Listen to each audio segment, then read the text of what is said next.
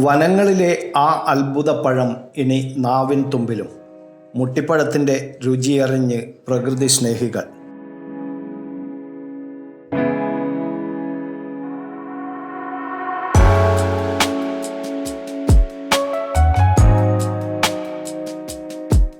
പശ്ചിമഘട്ട മലനിരകളിലെ കാടുകളിൽ മാത്രം കണ്ടുവരുന്ന മരത്തിൻ്റെ തായ്തടിയിൽ കൂട്ടത്തോടെ കായ്ക്കുന്ന വിചിത്ര ഫലമായ മുട്ടിപ്പഴം വിപണിയിലും ജനഹൃദയങ്ങളിലും തരംഗമാകുന്നു.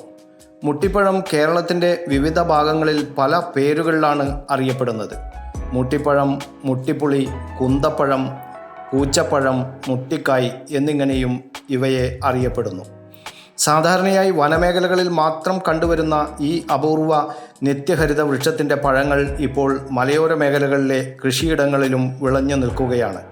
ഈ അപൂർവ പഴത്തിൻ്റെ രുചി മധുരവും പുളിയും കലർന്നതാണ്.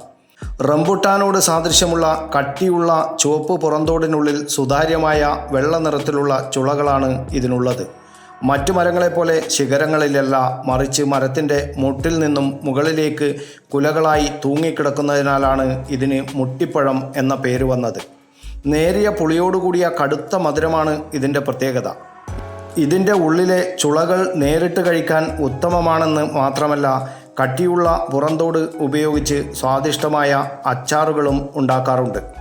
ചെറുപുഴയിലെ മലയോര ടൂറിസം കേന്ദ്രങ്ങളിലെത്തുന്ന സഞ്ചാരികൾക്ക് മരം നിറയെ ചുവന്നു തുടുത്തു നിൽക്കുന്ന മുട്ടിപ്പഴം ഇപ്പോൾ കണ്ണിനും നാവിനും ഒരുപോലെ കൗതുക കാഴ്ചയായി മാറിയിരിക്കുകയാണ്. ഉദര രോഗങ്ങൾക്ക് ശമനമുണ്ടാക്കുന്ന വിറ്റാമിനുകളും ജലാംശവും ഇതിൽ ധാരാളമായി അടങ്ങിയിട്ടുണ്ടെന്ന് പഴമക്കാർ പറയുന്നു. കാട്ടുപഴങ്ങളുടെ തനത് രുചി തേടുന്നവർക്ക് തീർച്ചയായും ഇതൊരു പുതിയ അനുഭവമാണ്.